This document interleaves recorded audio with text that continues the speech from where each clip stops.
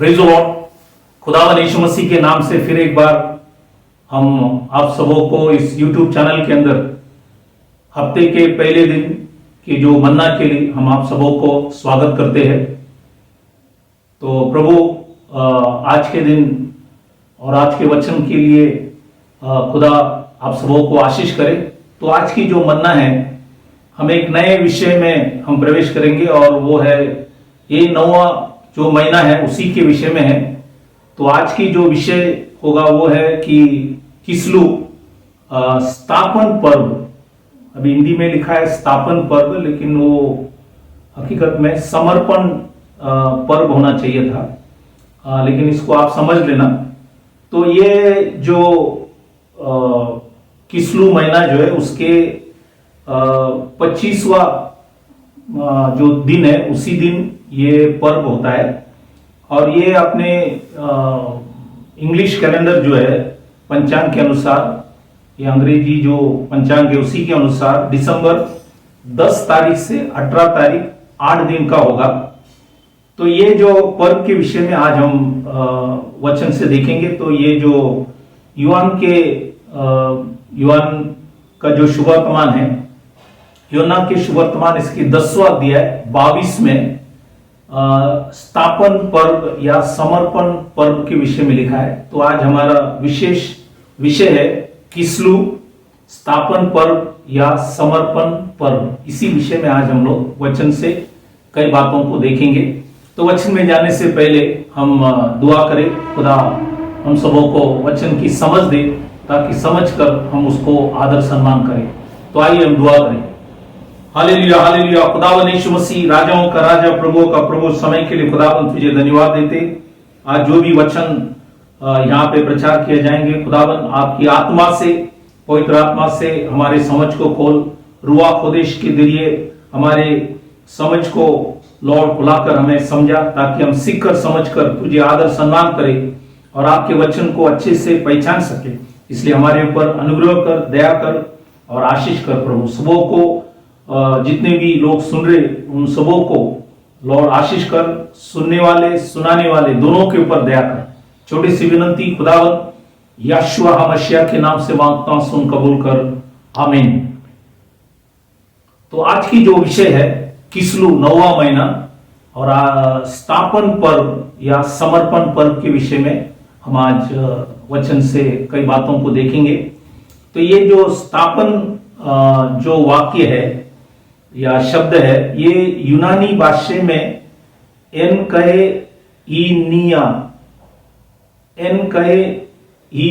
मतलब आत्मिक स्वभाव में नए बनते जाओ। हमें आत्मिक स्वभाव में नए बनते जाओ। जैसे जूना करार में मंदिर को जो था दोबारा स्थापन किया गया या समर्पण किया गया, वैसे आज खुदा हमें भी याद दिला रहा है कि हम भी जो खुदा के मंदिर है, इस मंदिर का आत्मिक स्वभाव में हम नए हम बनते जाओ।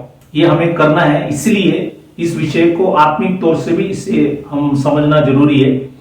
ये पर्व जो है यशुआ की जन्म के पहले थे और सिर्फ नए करार में लिखा है, जुना करार में लिखा नहीं है। वचन में महीना उल्लेख नहीं किया है, पर यह पर्व जो है किस्लू मतलब बाइबल के अंदर लिखा है 9वें महीने के 25वां दिन को यह पर्व मनाए जाते हैं। और यह पर्व का नाम हनक्का भी है, हनक्का पर्व भी बोलते। और ये इसका जो उच्चार है हनक्का, हनक्का पर्व का मतलब है, हनक्का का ही मतलब है स्थापन या समर्पण। तो याद रखो कि हनक्का मतलब स्थापन या समर्पण, मतलब पवित्र मंदिर का दोबारा समर्पण करना या स्थापन करना। और ये पर्व जो है 8 दिन मनाए जाते। जैसे आप जानते हैं कि सुकोत की जो पर्व है वो भी 8 दिन मनाए जाते, वैसे ये पर्व भी 8 दिन मनाए जाते। और योना की जो शुभवर्तमान है उसमें चार जो पर्व उल्लेख किया है, इस बातों को ध्यान से समझना। चार पर्व के विषय में ये युवान की जो शुभवर्तमान है, योना के शुभवर्तमान में चार पर्व को उल्लेख किया है। पहला है युवान के दूसरा अध्याय है, 23 वचन जब पढ़ेंगे तो उसमें फसल या पेसाख की जो पर्व के विषय में लिखा है। योना के 5वां अध्याय पहला वचन जब पढ़ेंगे तो पेंतिकोस के पर्व के विषय में या शावत की पर्व के विषय में लिखा गया। तीसरा जो है योना के 7वां अध्याय में जब हम पढ़ते हैं दूसरा वचन, तो झोपड़ियों की पर्व या सुखोत की पर्व के विषय में उल्लेख किया है। और चौथा जो है 10वां अध्याय, युवान की शुभवर्तमान 10वां अध्याय 22 वचन में स्थापन या समर्पण का पर्व उल्लेख किया है। और बाइबल के अंदर लिखा है कि ये पर्व को उजाले का पर्व, मतलब स्थापन या समर्पण पर्व को उजाले का पर्व भी कहा जाता है। फीस्ट ऑफ लाइट्स, मतलब उजाले का पर्व भी कहा जाता है। और हमारे खुदा यहोवा मसीह जब इस धरती पे थे, उन्होंने इस चारों पर्व के अंदर शामिल थे, इसलिए इस बातों को समझना बहुत जरूरी है। अब हम कुछ विषय के विषय में हम देखेंगे कि ये स्थापन पर्व के समय खुदावन यीशु मसीह ने क्या प्रचार किया, उसी के विषय में हम वचन से देखेंगे। और विशेष करके 10वां अध्याय, इसको आप कई बार पढ़ लेना, ताकि इस स्थापन के समय दोबारा जब मंदिर के समर्पण के जो पर्व था, उस समय खुदावन यीशु मसीह ने क्या वचन को प्रचार किया, उसी के विषय में आज हम देखेंगे। तो विशेष करके हम जब 10वां अध्याय में जब आते हैं, यहाँ पे 3 तरफ की भेड़ों के विषय में लिखा गया। 3 तरफ की भेड़ है। जैसे योना के शुभवर्तमान 10:27 जब पढ़ते हैं, वहां पे लिखा है कि मेरी भेड़, ये एक तरफ की भेड़ है, वो है मेरी भेड़। दूसरा जो है योहान के शुभवर्तमान 10:26 में जब आप पढ़ते हैं, 10:26 में लिखा है कि मेरी भेड़ में से नहीं, तो मेरी भेड़ में से नहीं है, वो भी एक अलग है।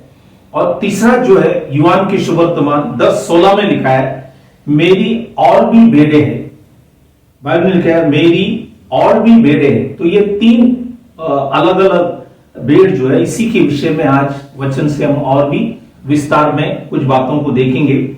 इसके साथ खुदावन यहोवा मसीह ने और भी 3 बातों को यहाँ पे कहा गया, वो है 3 आवाज भी है, 3 अलग अलग आवाज या शब्द भी है, इंग्लिश में लिखता है वॉइस। 3 आवाज भी है, और वो है चरवाहों की आवाज योहान के शुभवर्तमान 10:3 में है। और पराय की जो आवाज है 10:5 में आपको देखेंगे। और मजदूर की जो आवाज है या शब्द, ये आपको 10:12 में दिखेंगे। तो यहाँ पे 3 आवाज या शब्द के विषय में भी आज हम विस्तार से उस विषय को भी हम वचन से देखेंगे।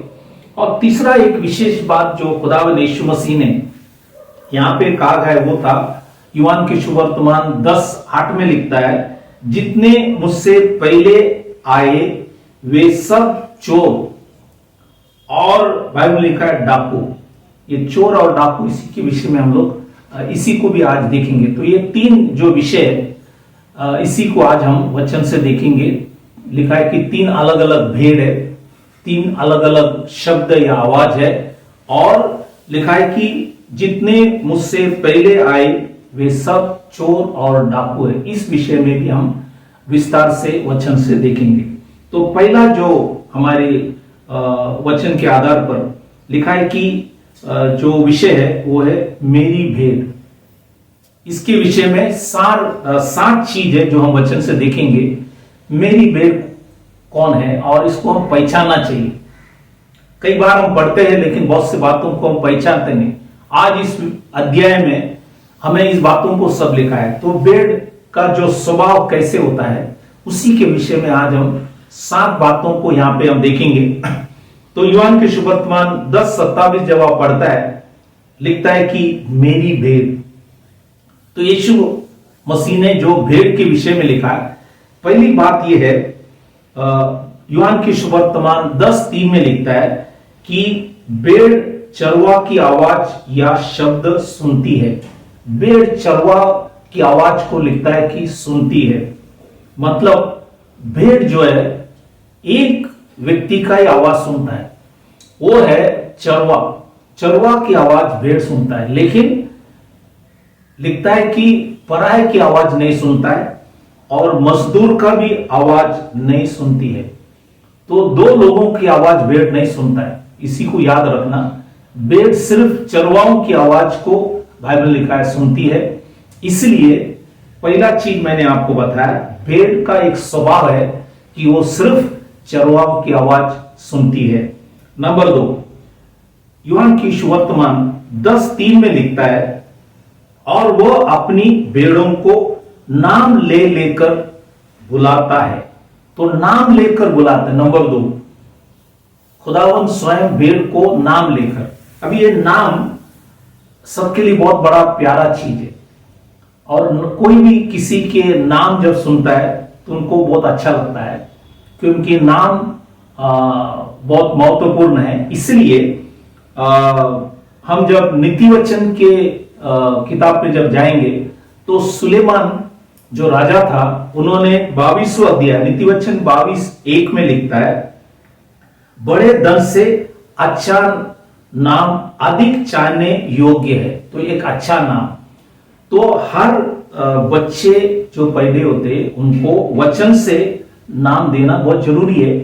इसलिए आप देखेंगे कि जब यहूदी के घराने में एक बच्चे जब पैदा होता है तो यहूदी वचन से ही उन्हें नाम देता है।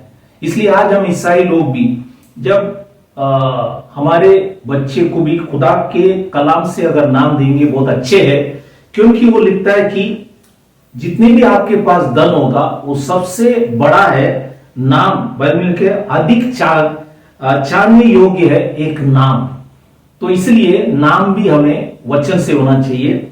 इसलिए आज इस बातों को जानना बहुत जरूरी है, क्योंकि वो लिखता है कि वो अपनी भेड़ों को नाम लेकर बुलाता है। ये है दूसरा चीज मैंने आपको बताया। पहले चीज है कि भेड़ का स्वभाव देखो, वो खाली चरवाओं की आवाज सुनती है। नंबर 2 कि चरवा उसे नाम लेकर बुलाता है। इसलिए भेड़ कभी भी खुश रहते हैं, क्योंकि वो नाम लेकर बाइबल के अंदर लिखा है बुलाता है। तीसरा चीज वो ये यूहान की सुवर्तमान 10:3 में जब पढ़ते हैं वहां पे लिखा है, और बाहर ले जाता है।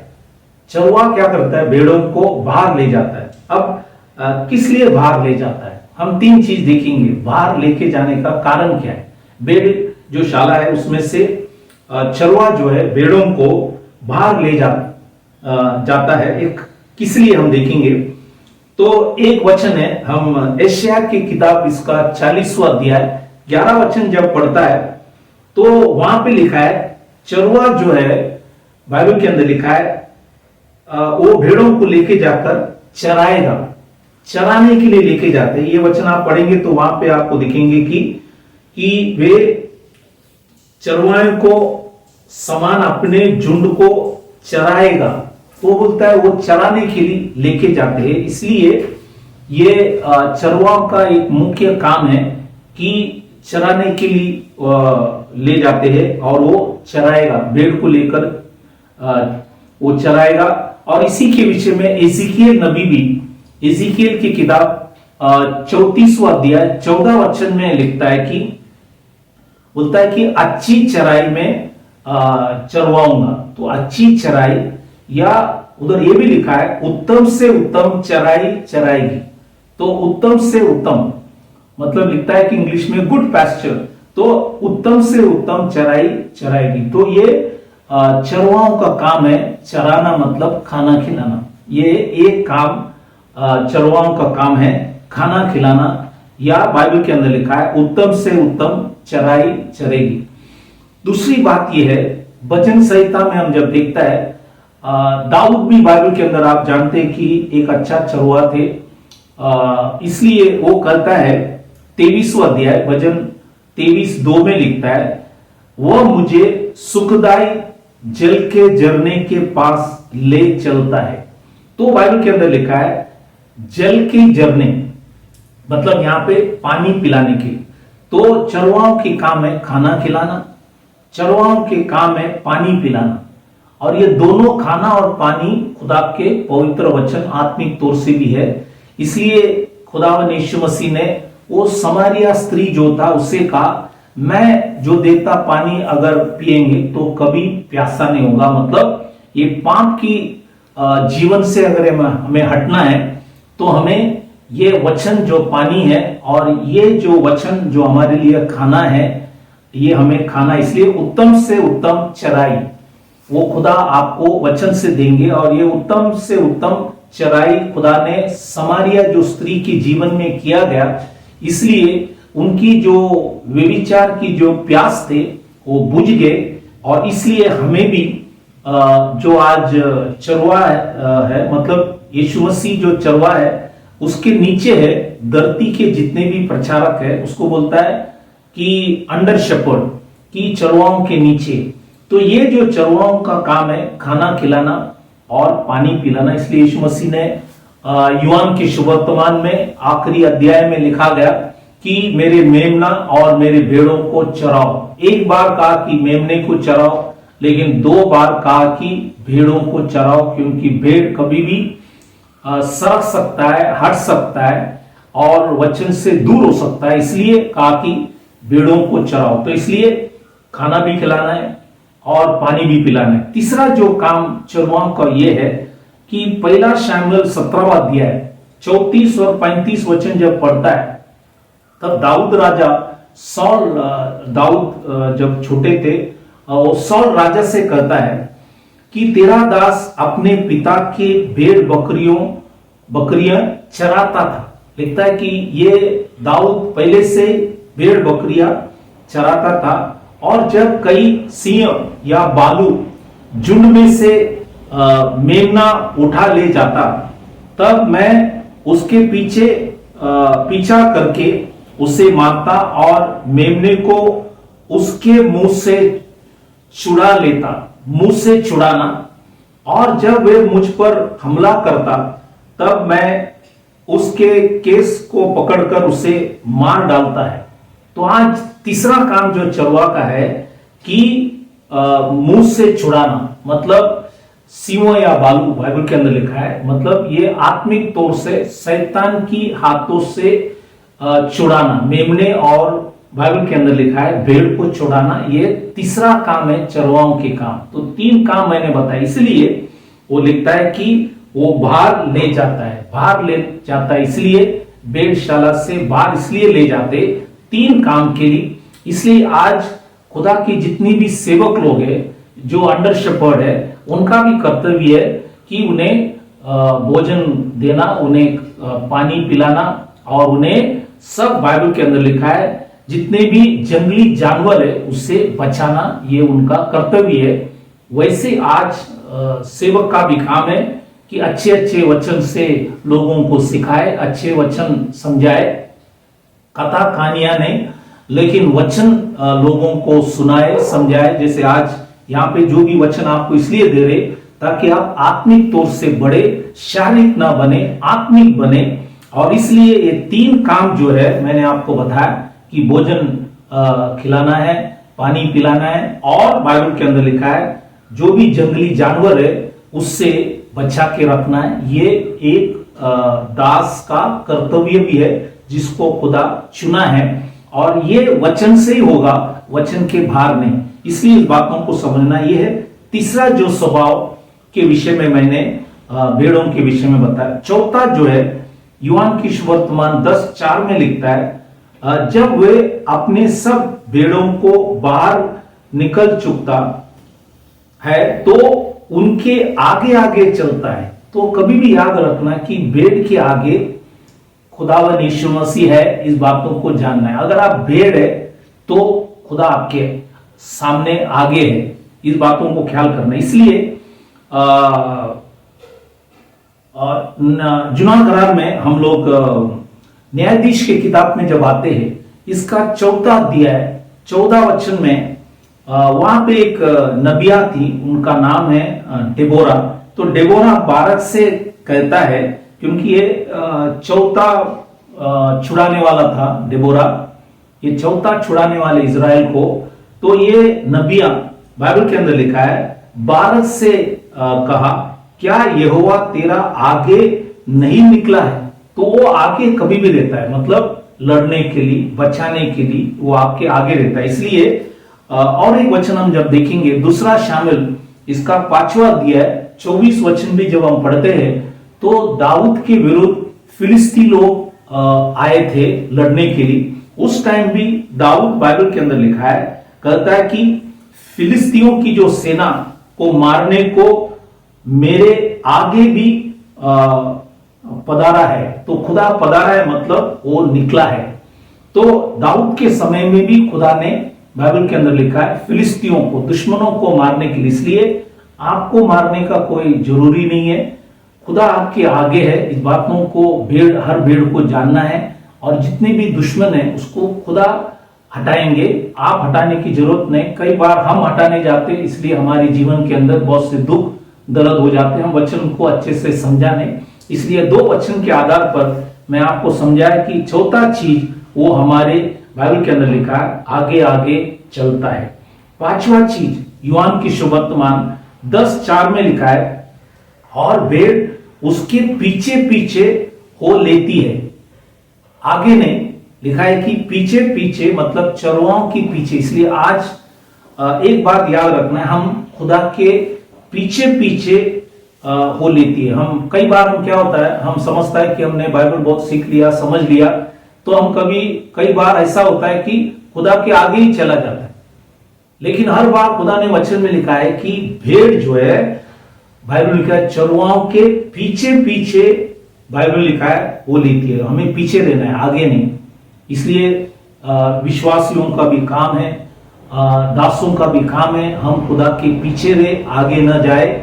कई बार हम थोड़े सीखते तो हम समझते कि हम सब सीख लिया, और हम आगे चले जाते, और हम विश्वास से ही कई बार हट जाते हैं। इसलिए इस बातों को हमें ख्याल करना है। इसलिए मत्ती की सुवर्तमान 4:19 में लिखता है, खुदावंद यीशु मसीह ने पत्रोस और अंद्रियास से कहा गया कि मेरे पीछे चले आओ, आगे नहीं, मेरे पीछे चले आओ, तो ही बाइबल में लिखा है, तो मैं तुमको मनुष्य के पकड़ने वाले बनाऊंगा। तो अगर मनुष्य को हमें पकड़ना है तो हमें पीछे चलना है, आगे नहीं। कई बार हम आगे चलता है, इसलिए मनुष्य पकड़ नहीं पाता है, क्योंकि हम खुदा से आगे चले गए। इसलिए इस बातों को हमें ख्याल करना है। ये भेड़ का एक स्वभाव है कि चरवाहों के पीछे, वैसे खुदा ने चुना हुआ दासों के भी पीछे पीछे चलना, ये हमें अच्छे से समझना है, नहीं तो हम बहुत बार गिर जाएंगे।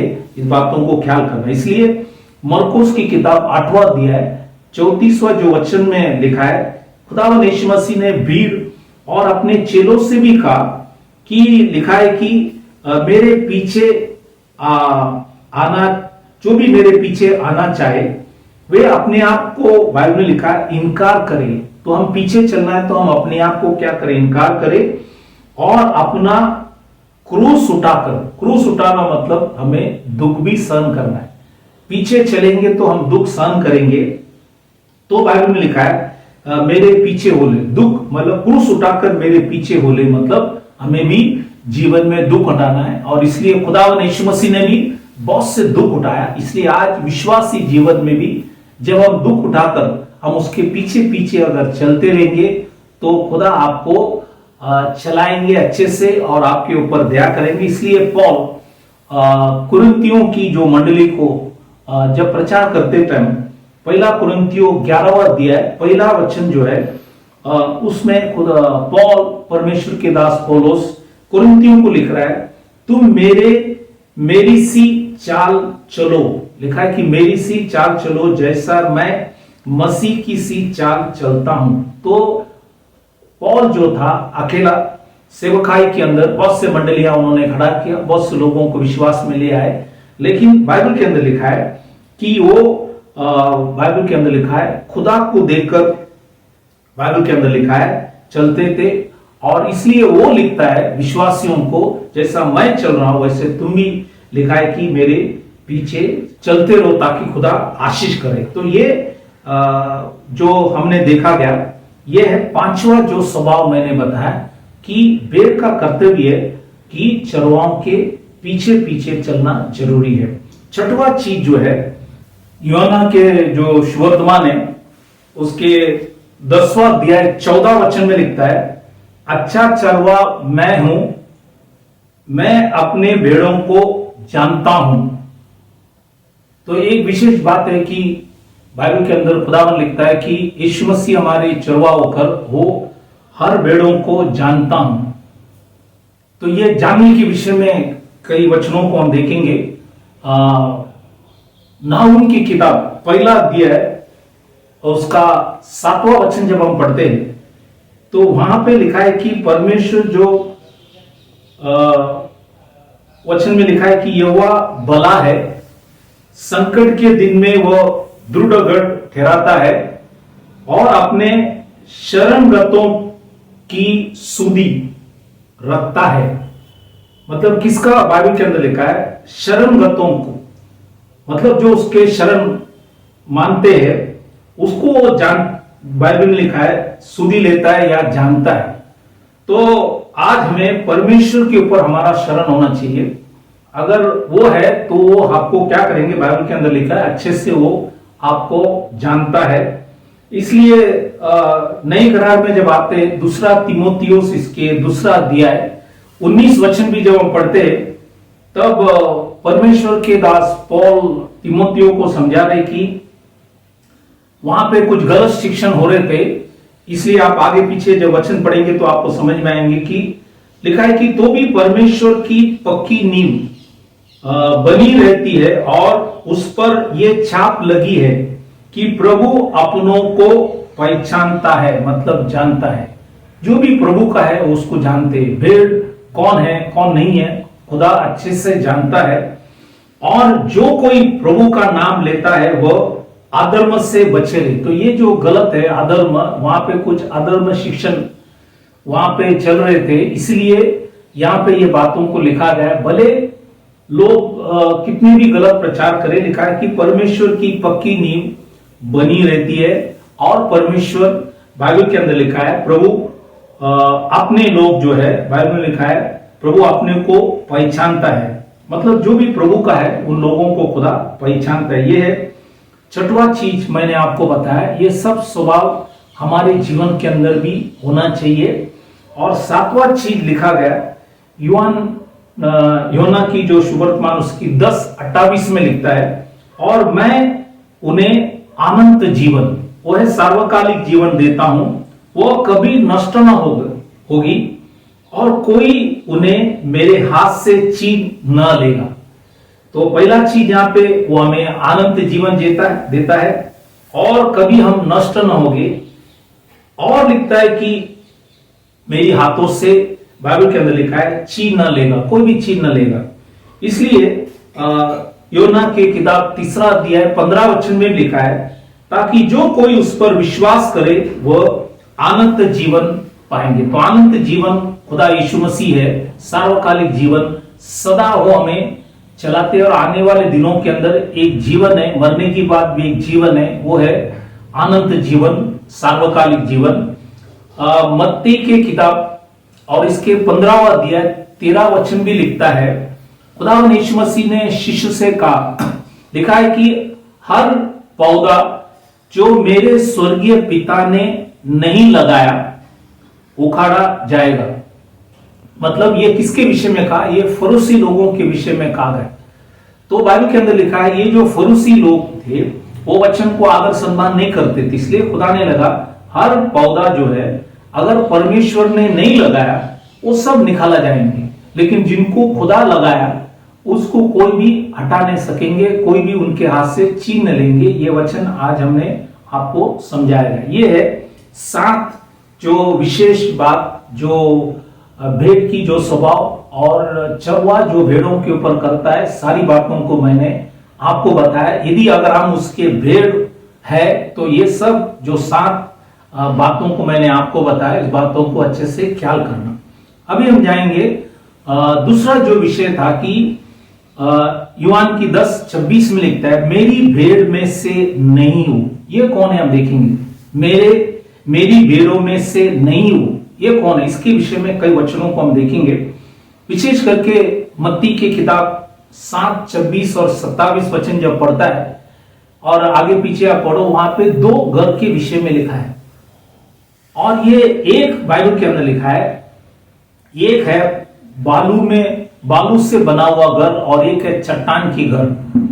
तो यहां पे लिखता है कि परंतु जो कोई, मत्ती के किताब 7वां अध्याय 26 और 27 जब पढ़ते लिखता है कि परंतु जो कोई मेरी यह बातें सुनता है, देखो बातें सुनता है पर उन पर नहीं चलता, ये लोग है जो बाइबल में लिखा है मेरी भेड़ों में से नहीं है। सुनता तो है, आज बहुत से ईसाई लोग भी सुनते लेकिन नहीं चलता, वैसे नहीं चलता। तो सुनना तो सबको अच्छा लगता है लेकिन चलना कई बार कठिन हो जाता है, इसलिए बहुत से लोग सुनते लेकिन चलने की कोशिश नहीं करते। इसलिए लिखा है ऐसे लोगों के विषय में लिखा गया, वो उस निर्बुद्धि मनुष्य के समान ठहरेगा जिसने अपना घर बालू पर बनाया। बालू मतलब सैंड या मिट्टी जो भी है। लिखा है कि और मेह बरसा, पहला चीज। दूसरा है बाढ़ आई और तीसरा है आंधी चले। तो ये मेह बाइबल के अंदर आप वचन पढ़ेंगे तो ये मरण बताता है। लिखा है कि बाढ़ मतलब भक्ति लोगों के विषय में लिखा है और आंधिया जो है बाइबल के अंदर झूठी उपदेश के विषय में लिखा है। तो ये बाइबल के अंदर लिखा है एक अच्छे जो घर है, मतलब चट्टान पर जो घर खड़ा है उसके ऊपर आंधी नहीं चलेगा, उसके ऊपर बाढ़ नहीं आएंगे, उसके ऊपर बाइबल में लिखा है आंधियां नहीं चलेगी क्योंकि वो चट्टान के ऊपर खड़ा है। लेकिन बालू में जो घर बना है उसके ऊपर बारिश मतलब मरण आएंगे, उस घर के ऊपर भक्तिहीन लोग ज्यादा होंगे और बाइबल में लिखा है झूठी उपदेश भी वहां पे होगी। तो इसलिए इस बातों को जानना है क्योंकि आगे लिखता है, देखो उस वचन के अंदर कि और उस घर से टकराई और वह गिरकर सत्यानाश हो गई। तो एक दिन वो घर क्या होंगे, सत्यानाश हो जाएंगे। इसलिए आज हम इस बातों को ख्याल करना है कि हम कौन सी मंडली में, क्या हम बालू की घर में हैं या हम चट्टान की घर में, इसका पहचान करना बहुत जरूरी है। आगे मत्ती की सुवर्तमान 13वां अध्याय 40 वचन में लिखा है, ये अलग अलग ढंग से लिखा गया, विषय एक ही है। लिखा है कि जैसा जंगली दाने बटोर जाते और जलाए जाते हैं वैसे ही जगत मतलब यूनानी भाषा के अंदर आयोन मतलब एक आयु का अंत में होगा, जगत का अंत में होगा। मतलब ये जो समय दया की जो आयु है या दया की जो समय है ये एक दिन अंत होंगे। लेकिन बाइबल के अंदर लिखा है उस टाइम खुदा क्या करेंगे, इस आखिरी दिन के अंदर भी सब जंगली दाने को बाइबल के अंदर लिखा है खुदा बटोरेंगे। तो आपको कुछ करना नहीं है, सिर्फ वचन को प्रचार करना है। जो उसकी भेड़ है वो उस बातों को समझेंगे, जो भेड़ नहीं है बाइबल के अंदर लिखा है वो बाइबल के अंदर लिखा है चले जाएंगे। इसलिए इस बातों को समझना बहुत से जरूरी है। परमेश्वर की दास पौलुस रोमियो की मंडली को जब लिखते टाइम, रोमियो की किताब 9वां अध्याय 22वां वचन जब आप पढ़ते हैं तो वहां पे लिखा गया कि तो इसमें कौन सी आश्चर्य की बात है कि परमेश्वर ने अपना क्रोध दिखाने और अपनी सामर्थ्य प्रकट करने की इच्छा से क्रोध की बर्तनों को, तो एक बर्तन है जो क्रोध और दूसरा जो बर्तन है दया। जैसे यहाँ पे 2 मंडली मैंने बताया, बालू की मंडली और बाइबल के अंदर लिखा है चट्टान की जो मंडली है। ये दूसरा अर्थ से पौल ने समझाया, वो है क्रोध की बर्तन और दया की बर्तन। लिखा है कि जो मन सुनता है लेकिन चलता नहीं, वो सब क्रोध की बर्तन जो विनाश के लिए तैयार किया जाए थे, बाइबल में लिखा है बड़े धीरज से सहे। तो इसलिए इस बातों को जानना है, कुछ बर्तनों को विनाश के लिए खुदा ने खड़ा किया है, इसलिए इस बातों को भी समझना बहुत जरूरी है। इसको और एक ढंग से पौल ने कुरिन्थियों की जो मंडली को जब समझाया पहला कुरिन्थियों की किताब 3 अध्याय 12 और 13 वचन जब पढ़ते हैं, वहां पे भी परमेश्वर की दास पौल लिखा है कि यदि कोई इस नींव पर एक है सोना, 2 है चांदी, या तीसरा जो है बहुमूल्य पत्थर, चौथा है काठ, पांचवा है घास, छठवा है फूस, घास या भूसा का रद्दा रखे, तो हर एक का काम प्रकट हो जाएगा। हर प्रचार का काम, XYZ कोई भी प्रचारक है, सबका काम प्रकट किया जाएगा, क्योंकि वह दिन उसे बताएगा, इसलिए कि आपके साथ प्रकट होगा, आपके साथ प्रकट होगा, और वह आप हर एक के काम परखेगी कि कैसा है, आप परखेगा। तो आप बाइबल में यिर्मयाह की किताब 5:14 में लिखता है, आप का मतलब है खुदा के वचन या खुदा के शब्द। तो खुदा की वचन जो है हर कामों को परखेगा, बाइबल के अंदर लिखा है, और उसको एक दिन आप क्या करेंगे, सब चीज को प्रकट करेगा। इसलिए आप जान लो कि अगर इस आग के अंदर सोना, चांदी और बहुमूल्य पत्थर डालेंगे वो टिकेंगे, लेकिन कांट मतलब लकड़ी, घास या भूसा या फूस, ये अगर डालेंगे तो ये सब नष्ट हो जाएंगे। तो ये सोना, चांदी, बहुमूल्य पत्थर भी लोग है, और काट, घास और फूस भी लोग है। तो कुछ लोग आग मतलब परिस्थितियां, तकलीफें, परेशानियां, बीमार मसीह में आने के बाद ऐसे सब समस्या जो आग के समान आते हैं, तो बहुत से लोग खुदा को छोड़ते हैं, मंडली छोड़ते चले जाते हैं, और ये इसलिए क्योंकि खुदा ने उनको चुना नहीं है। वो बाइबल के अंदर लिखा है मेरी भेड़ों में से नहीं है, इसलिए वो चले गए। खुदा ने 12 को चुना, 70 को चुने, लेकिन 70 कहां पे? एक बार तो उन्होंने कहा था कि प्रभु तेरे नाम से हमने ये किया वो किया, लेकिन जब यीशु मसीह ने एक सीधा साधा वचन जब बताया कि मेरा मांस खाओ और मेरा लहू पियो, तो उन्होंने समझा नहीं। आज वैसे बहुत से ईसाई लोग भी वचन न समझने से, या परिस्थिति, तकलीफ, बीमारी, परेशानी या ऐसी कोई मुसीबत में आग के समान हमारे जीवन के अंदर जब आते हैं, तो हम मसीह को छोड़कर चले जाते, मंडली छोड़ देते, और ये सारी चीजों को खुदा ने वचन के अंदर लिखा। इसलिए हम उस चीज के ऊपर ज्यादा चिंतित न हो। खुदा की जो भेड़ है वो कभी भी टिकेंगे, जो नहीं है वो चले जाएंगी।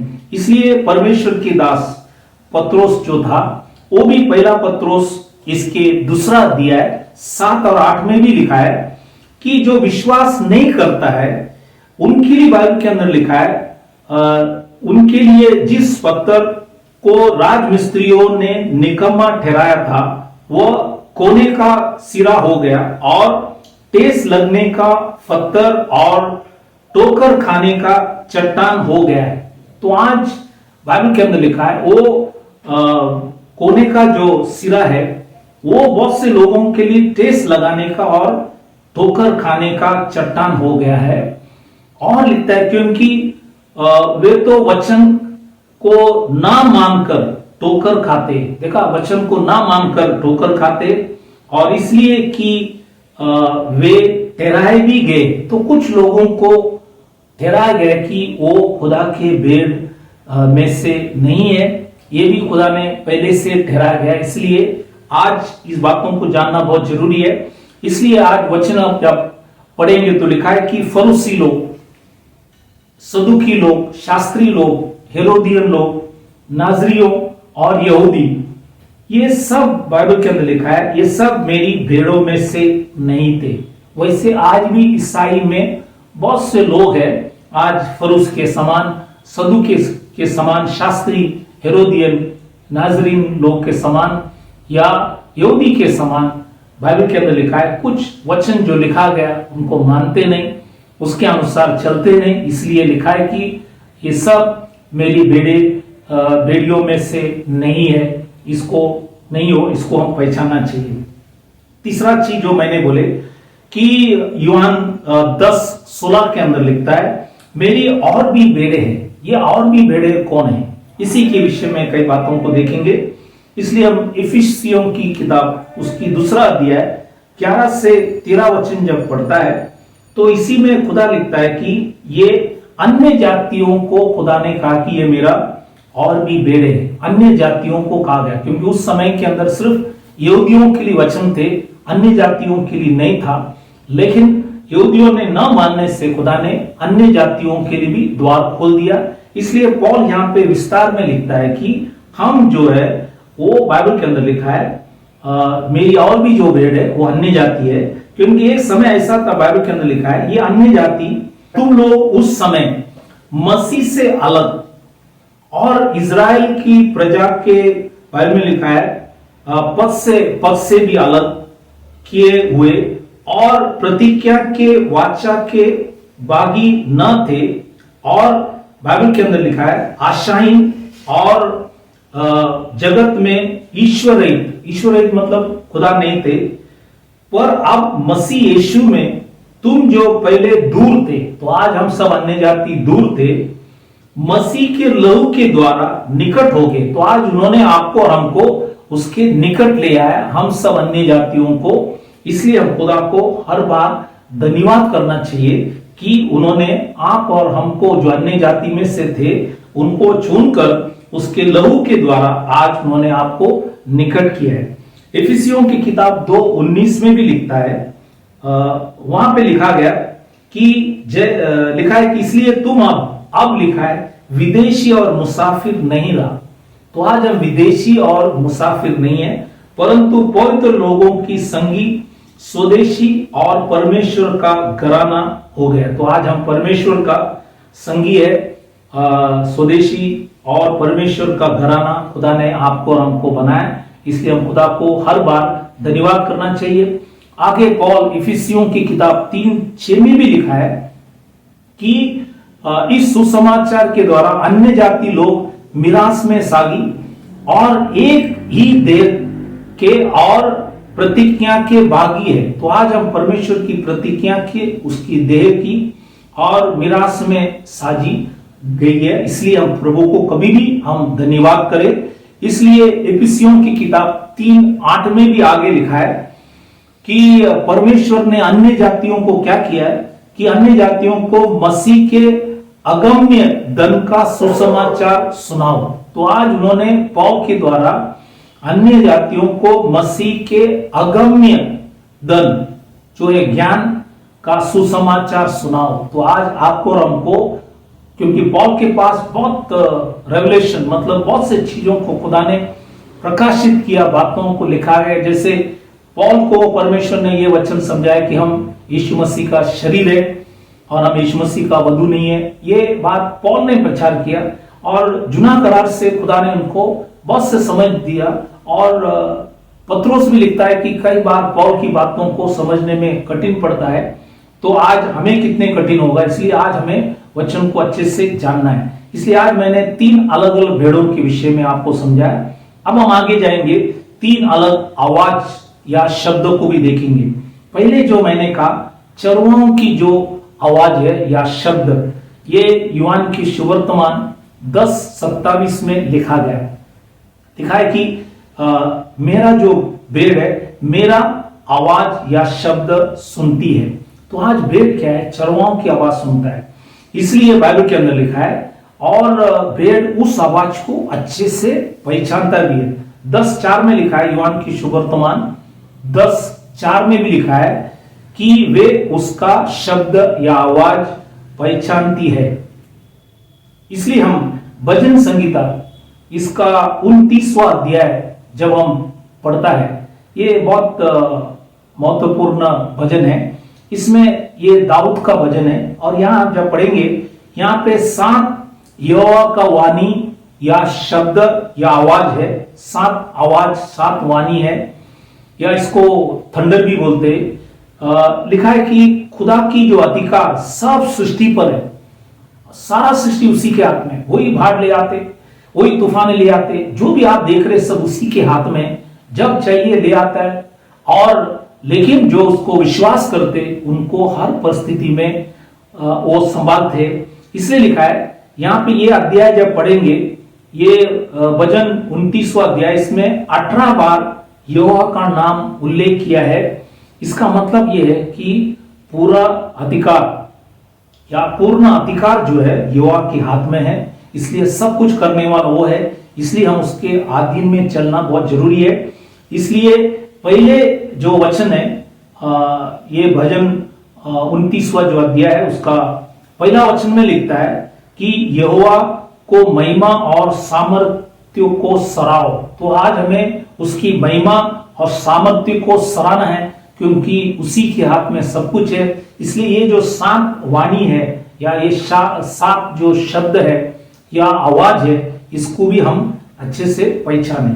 और पूरे शास्त्र जो है ये चरवाहों की आवाज है, उत्पत्ति से लेकर प्रकाशित वाक्य तक ये सब आवाज जो है या ये जो शब्द है ये बाइबल के अंदर लिखा है, ये चरवाह की आवाज है। और उन्होंने नबियों को और प्रेरितों को चुनकर उनके द्वारा ये वचन प्रचार किया, ताकि सारी सृष्टि के लोग इस बातों को सुने और समझ लें। इसलिए वो बताया गया। इसलिए उत्पत्ति की किताब 3 अध्याय 8वां वचन में लिखता है, जब यहोवा परमेश्वर जो दिन के ठंडे समय वाटिका में फिरता था, क्या शब्द आवाज उनको बाइबल में लिखा है सुनाई दिया। उनको मतलब वहां पे आदम और हव्वा थे, उनको परमेश्वर की आवाज या परमेश्वर के शब्द बाइबल में लिखा है सुनाई दिया। तो पहले जो सृष्टि था खुदा के, उन्होंने भी आवाज सुना। और प्रकाशित वाक्य में पहला अध्याय 10 और 11 वचन जब पढ़ता है, वहां पे लिखा है, वो लिखता है कि परमेश्वर के दास युवान लिखता है, अपने पीछे तुरई का शब्द तुरई का सा शब्द करते सुना। लिखा है कि मैं अल्फा और ओमेगा, प्रथम और अंतिम। अब ये हिंदी में आप पढ़ेंगे, मैं अल्फा और ओमेगा, प्रथम और अंत, ये हिंदी में नहीं है, दूसरे जगह पे लिखा है, लेकिन इंग्लिश में आप पढ़ेंगे, अंग्रेजी में है, हिंदी में नहीं है। तो इसलिए इस बातों को समझ लेना कि यूहान से भी कहा गया, मैं अल्फा और ओमेगा, प्रथम और अंतिम भी मैं हूं। इसलिए इस बातों को भी जानना है। और एक वचन आपको बताना है, चरवाहों ने निर्गम की किताब 15वां अध्याय 26 में 4 चीज लिखा है। अगर ये 4 चीज अगर हम सुनेंगे तो हम रोगी ना हो गए। इसलिए इस बातों को समझना बहुत जरूरी है। निर्गम 15वां अध्याय 26 में लिखता है, यदि तू अपने परमेश्वर यहोवा के वचन तन मन से सुने, बहुत दिल से अगर सुने, नंबर 1, और उसकी दृष्टि में ठीक है वही करे, नंबर 2, और तीसरा है और उसकी आज्ञाओं पर कान लगाए, तीसरा चीज, चौथा लिखता है और उसकी सब विधियों को माने। अगर ये 4 चीज अगर हम करेंगे तो जितने रोग मैंने मिस्रियों मतलब दुनिया के लोगों पर भेजा है, उनमें से एक भी तुझ पर ना भेजूंगा, क्योंकि मैं तुम्हारा चंगा करने वाला यहोवा हूं। तो आज वो चंगा करता है। यदि हम बीमार भी गिरे, अगर हम उसके पीछे लौटे या हम वापिस लौटेंगे तो हमें जरूर क्षमा करेंगे और हमें चंगा करेंगे, क्योंकि वो राफा है। चंगा मतलब राफा, करने वाला खुदा है। तो इसलिए ये है चरवाहों की जो आवाज, ये हमें सुनना है और तन मन से हमें सुनना है, ताकि वो आपको संभालने के लिए योग्य और उसके दृष्टि में जो योग्य वो करे, और उसके आज्ञाओं पर हम कान लगाए और उसके विधियों को मानकर अगर हम ये 4 चीज करते रहेंगे तो दिया हुआ समय खुदा चलाने के लिए योग्य खुदा है, यहोशुआ मसीह। ये पहले चीज चरवाहों की आवाज या शब्द के विषय में बताया। अब हम यूहान के शुभवर्तमान इसका 10वां अध्याय 5वें वचन में एक पराये का आवाज भी है या एक पराये का शब्द भी। पराये का मतलब है यूनानी भाषा में अलोट रियोस का मतलब है और ही प्रकार या एक और विदेशी या विरोध, मतलब वचन को विरोध करना। इसलिए गलतियों की किताब इसका पहला अध्याय 6 से 9 आप ध्यान से अगर पढ़ेंगे तो पौल उस गलतियों को जो है गलातियों को लिखता है कि मुझे आश्चर्य होता है कि जिसने तुम्हें मसीह के अनुग्रह में बुलाया उसे तुम इतने जल्दी फिरकर और ही प्रकार के सुसमाचार के ओर झुकने लगा। देखा, बहुत से लोग और भी कोई सुसमाचार है उसके सामने झुकने लगता है। इसलिए लिखता है कि वो लोग क्या करता है, आपको घबरा देता है और मसीह के सुसमाचार को बिगड़ाने चाहते हैं। तो मसीह के जो सुसमाचार को क्या कर रहे हैं, बहुत से लोग आकर बिगड़ाएंगे। परंतु यदि हम, पौल लिखता है, यदि हम या स्वर्ग से कोई दूत भी उस सुसमाचार को छोड़ जो हमने तुमको सुनाया है, कोई और सुसमाचार तुम्हें सुनाए तो शापित हो। तो बोला वो शापित है। तो गलातियों की किताब में जो लिखा हुआ वचन जो हमने देखा, वहां पे आखिरी में 2 बार लिखा है कि शापित, इंग्लिश में लिखा कर्स्ड। ये शापित का मतलब है अनातिमा। अनातिमा का मतलब है धार्मिक प्रतिबंध या शापित, या जो भी खुदा ने लिखा उस वचन को अगर हम नहीं मानेंगे तो खुदा ने ये बातों को लिखा है। इसका मतलब यह है कि हम शापित है, धार्मिक प्रतिबंध है, इसी के विषय में खुदा ने लिखा है। शापित है मतलब मंडली से बाहर चले जाते हैं। ये एक वचन पराय के वचन के विषय में लिखा गया। और एक वचन जो है पहले तीमुथियुस इसके पहला अध्याय 3 और 4 में पौल लिखता गया, एफिसस में रहकर कुछ लोगों को आज्ञा दी कि अन्य प्रकार की शिक्षा न दे। तो उस समय भी कुछ लोग अन्य प्रकार की शिक्षा दे रहे थे, इसलिए पौल ने तीमुथियुस से कहा उनको बता दे कि अन्य प्रकार की शिक्षा न दे।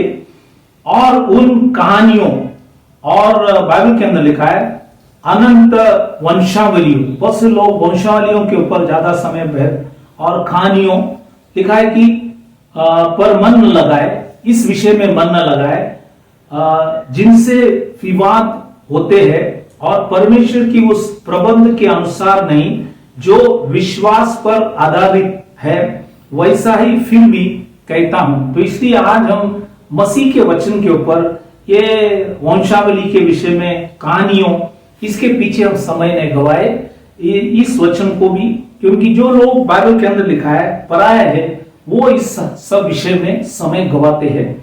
तीसरा एक वचन आपको याद दिलाना है कि पहला तीमुथियुस इसका 6वां अध्याय तीसरा वचन से 5वां वचन जब आप पढ़ेंगे तो वहां पे भी पौल तीमुथियुस को कहता है यदि कोई और ही प्रकार का उपदेश देता है, मतलब जो बाइबल में नहीं है, कोई और उपदेश देता है, लिखा है कि अर्थात हमारे प्रभु यीशु मसीह के बातों को और उसके उपदेश को नहीं मानता, लिखता है कि नहीं मानता, जो भक्ति के अनुसार है, तो वह अभिमानी हो गया।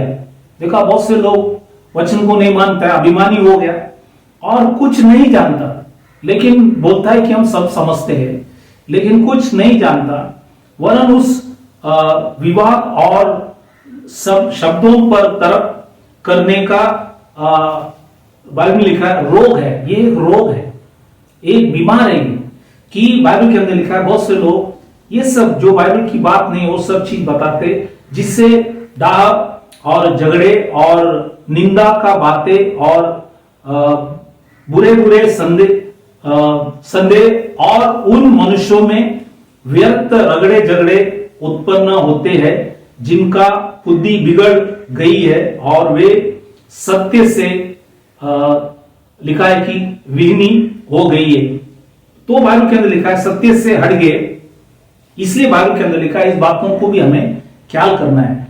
परमेश्वर के दास इब्रानियों की किताब के अंदर 13वां अध्याय 9वां वचन में भी लिखा है नाना प्रकार के विचित्र उपदेशों, मतलब दुनिया में आज भी नाना प्रकार के विचित्र उपदेश, उस दिन भी थे जब पौल पत्रोस प्रचार कर रहे थे, उस टाइम भी थे, आज भी है, सर न बरमाए जाओ। तो इसलिए आज हम भी बरमाना नहीं, इसलिए जो भी हम सुनते हैं हर एक वचन को परखना, हर एक विश्वासी को, हर एक प्रचारक को परखना, ये आपका और हमारा कर्तव्य है। इसलिए वचनों को सब दिया गया। इसलिए पौल कुलोसियों की किताब 2 अध्याय 8वां वचन में लिखा है, चौकस रहो कि कोई तुम्हें उस तत्व ज्ञान, ये है फिलॉसफी, बहुत से लोग तत्व ज्ञान बहुत बड़े बड़े बात करेंगे और व्यर्थ धोखा के द्वारा अपने हैर न बना लो, जो मनुष्यों की परंपराएं और संसार के आदि शिक्षा के अनुसार तो है,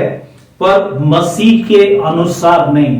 तो ये जो तत्व ज्ञान सब है, इसी के पीछे हम समय न गवाए, हम वचन को अच्छे से समझे, परखे और जो सत्य है उसी को माने। इसलिए ये सब पराया आवाज है, ये पराया शब्द है, इसी को हम ख्याल करें। अब तीसरा चीज जो मैंने बताया, यूहान की सुवर्तमान 10:12 में मजदूर की भी आवाज है। ये मजदूर कौन है, इसी के विषय में भी हम देखेंगे। मजदूर का मतलब है यूनानी भाषा के अंदर मिस्तोटोस। मिस्तोटोस मतलब मजदूर करने वाला, मजदूरी करने वाला। तो ये जो मजदूरी करने वाला है, वो अपना मजदूर मिलता है करके काम कर रहा है, लेकिन दिल से नहीं, दिल से नहीं। इनके विषय में क्या लिखा है, ये यूहान 10:12, यूहान की सुवर्तमान 10:12 और 13 में लिखता है, मजदूर जो ना चरवा है और ना भेड़ों का मालिक है। वो भेड़ों का मालिक नहीं, उनका खुद का भेड़ नहीं है। भेड़ियों को आते देख भेड़ों को छोड़कर भाग जाता है। जब भेड़िया आते तो भाग जाते, और भेड़िया क्या करता है, उन्हें पकड़ता और तितर बितर कर देता है। वह इसलिए भाग जाता है कि वह मजदूर है और उसको भेड़ की चिंता नहीं है। तो ये मजदूर जो है, भेड़ की चिंता नहीं, इसलिए वो बाइबल के अंदर लिखा है। भेड़ियों मतलब गलत शिक्षण जब आता है तो वो भाग जाता है। कोई भी अगर बाइबल में लिखा है, भेड़ियों का मतलब है कि मत्ती की सुवर्तमान 7:15 में लिखा है, ये है झूठे नबी लोग।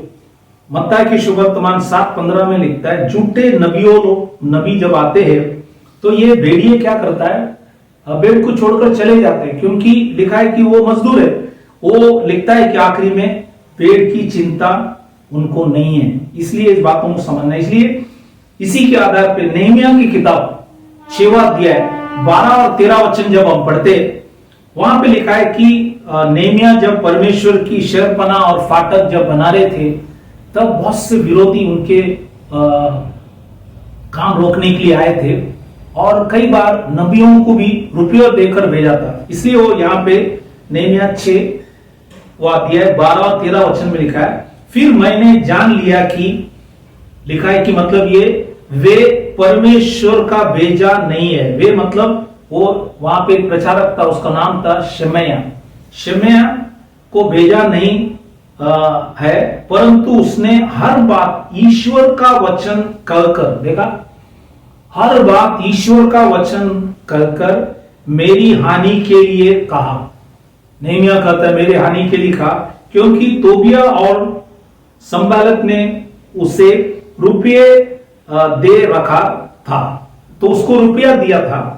उन्होंने उसे इस कारण रुपया दे रखा ताकि मैं डर जाऊं, नेहमिया को डराने के लिए डर जाओ, और वैसा ही काम करके पापी ठहरे और उनको दोष लगाने का अवसर मिले और वे मेरी नामधराई कर सकेंगी। तो ये कारण के लिए ये जो प्रचारक था शमैया, इसको संबालक और तोबिया ने रुपया देकर, पैसे देकर इनको खड़ा किया ताकि वो गलत भविष्यवाणी करे। ऐसे भी आज भी आपको भी दिखने में आएंगे। इसलिए सब भविष्यवाणी सही नहीं होता है, इसलिए भविष्यवाणी को भी पहचानना है।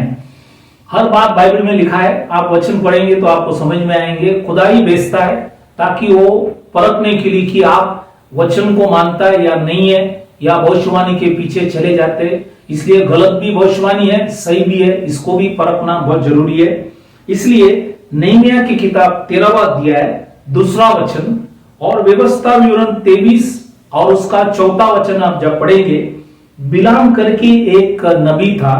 लिखा है कि बिलाम रुपया दक्षिण लेकर भविष्यवाणी करते थे। लिखता है कि दक्षिणा लेकर, रुपया लेकर या दक्षिणा लेकर, बाइबल में लिखा है भविष्यवाणी करते थे। इसलिए इस बातों को भी ख्याल करना बहुत जरूरी है। इसलिए इज़रा नबी भी इज़रा जो याजक था वो भी लिखता है, चौथा अध्याय 4 और 5 में लिखता है, तब उस देश के लोगों यहूदियों का निराश करने, लिखा है कि यहूदियों को निराश करने और उन्हें डराकर मंदिर बनाने में रुकावट डालने लगे। देखा, तो ये दुनिया की लोग और कई विश्वासी भी कई बार बाइबल में लिखा है मंदिर बनाने में रुकावट लाएंगे, निराश करेंगे।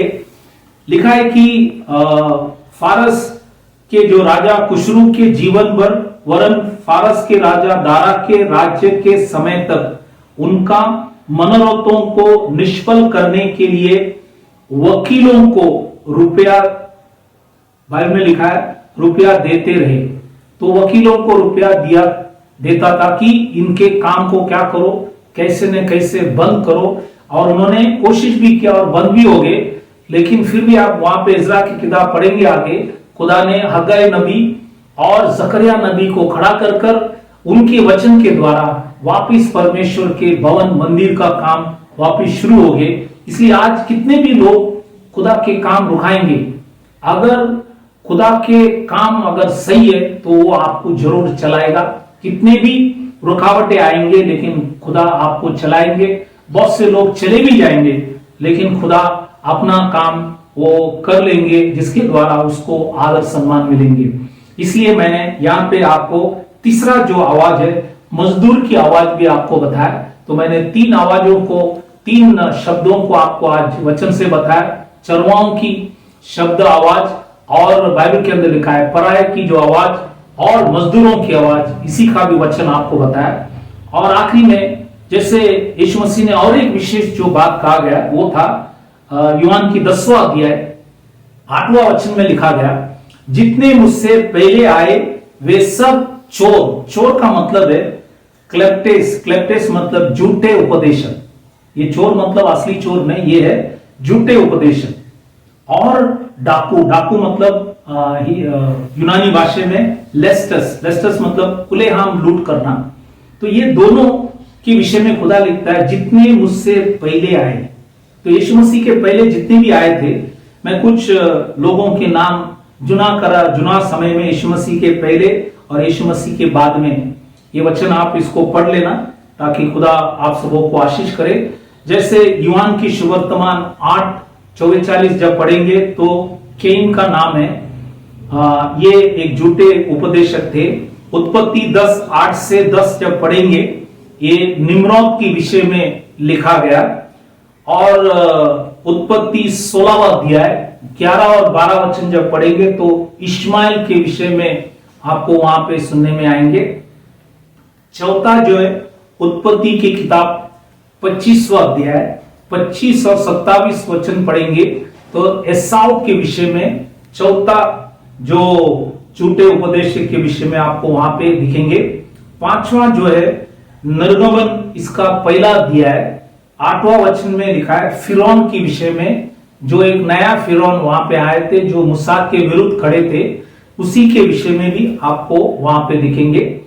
फिर 6वां जो उदाहरण है गिनती की किताब 16वां अध्याय पहला वचन में कोरा और उनके साथ दातान अबीराम, इनका भी नाम आपको वहां पे सुनने में आएंगे जो मूसा के विरुद्ध और एरोन के विरुद्ध खड़े थे। और 7वां जो है व्यवस्था विवरण, इसका 23वां अध्याय 4था वचन में बिलाम के विषय में भी लिखा गया। मैंने ऑलरेडी आपको यहां पे बता दिया है इनके विषय में। 8वां जो है पहला शमूएल 17वां अध्याय 4था वचन में गोलियत करके एक वीर था जो फिलिस्ती लोगों में से थे, वो खुदा के विरुद्ध ललकारते थे, उसके विषय में भी वचन में लिखा गया। 9वां जो है दूसरा राजा 18वां अध्याय 13 वचन में सेना करीब जो अश्शूर की जो राजा था उनके विषय में भी लिखा गया। 10वां जो है एस्तर की किताब 3रा अध्याय पहला वचन और 10वां वचन में हमान करके यहूदी के जो विरोधी था उसके विषय में भी आपको वहां पे लिखा गया। 11वां जो उदाहरण है दानियल की किताब 5वां अध्याय पहला वचन में बेलशस्सर के विषय में आपको, वो नबूकदनेस्सर राजा के बेटा था, उसके विषय में भी वहां पे लिखा गया। 12 जो उदाहरण है दानियल की किताब 7वां अध्याय 6वां वचन में वहां पे खुदा ने एक जानवर के विषय में लिखा है, चीता, और वो था सिकंदर, वो राज्य के विषय में लिखा गया। और 13वां जो उदाहरण है दानियल की किताब 8वां अध्याय 9वां वचन में ये लिखा है कि एक छोटा सा सिंह, ये छोटा सा सिंह जो था ये था एंटियोकस एपिफेनिस। इसके विषय में हम लोग दूसरा भाग में विस्तार में आपको समझाए जाएंगे। ये एंटियोकस एपिफेनिस कौन था, क्योंकि ये इनके द्वारा जो कुछ हो गया वो अगले जो भाग है उसमें हम देखेंगे। ये मैंने मसीह के जो पहले आए वह सब चोर थे, इसके विषय में मैंने आपको बताया। अब मसीह के बाद कौन कौन थे तो उसी को भी हम देखेंगे। तो प्रेरित की किताब 12वां अध्याय 20 से 23 वचन जब पढ़ेंगे तो वहां पे हेरोदियस के विषय में लिखा गया, ये पहला है।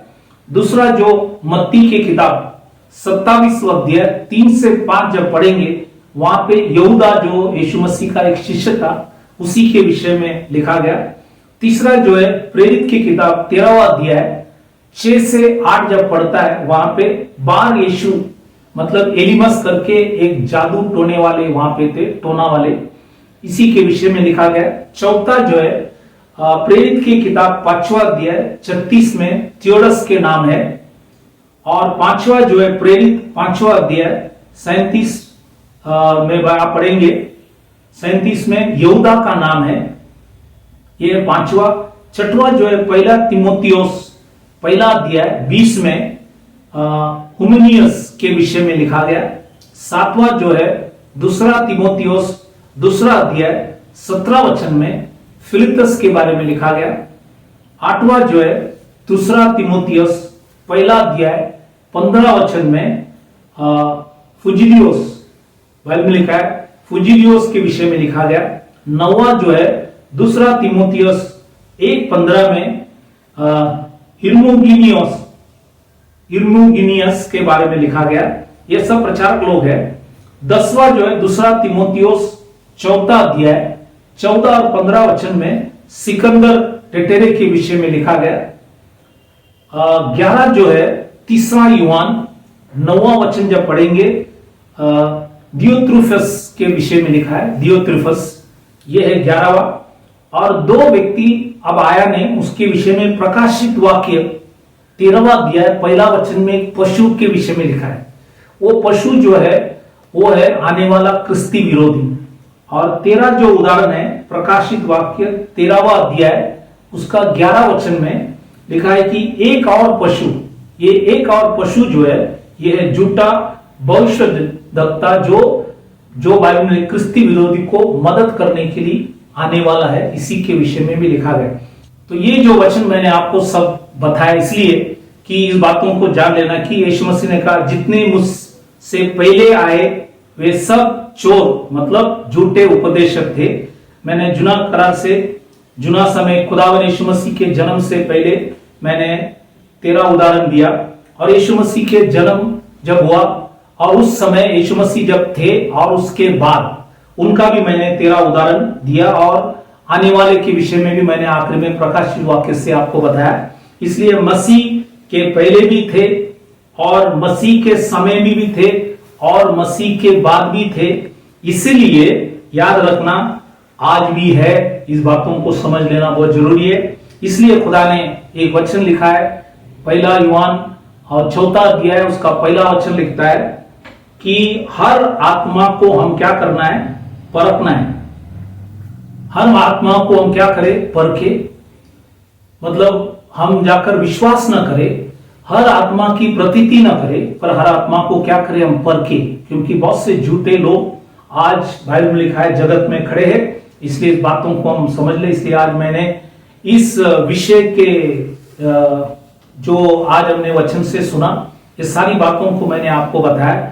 इसलिए विस्तार से मैंने आपको ये विषय जो किस्लू मैंने स्थापन पर्व के समय जो समर्पण का पर्व जो है उसी को लेकर मैंने कई बातों को बताया। अगले बार हम दूसरे भाग में जाएंगे, तब हम और भी कुछ बातों को वचन से देखें ताकि आपको ये 9वें महीने में जो कुछ हुआ वो सारी बातों को मैं आपको वचन से बताया ताकि आप इस वचन को आदर सम्मान करें कि खुदा ने जो भी लिखा है वो सब सही है, कहानियां नहीं। इसलिए इस बातों को अच्छे से समझ लेना। तो यहाँ पे आज मैं इस पहली बात को समाप्त कर रहा हूं।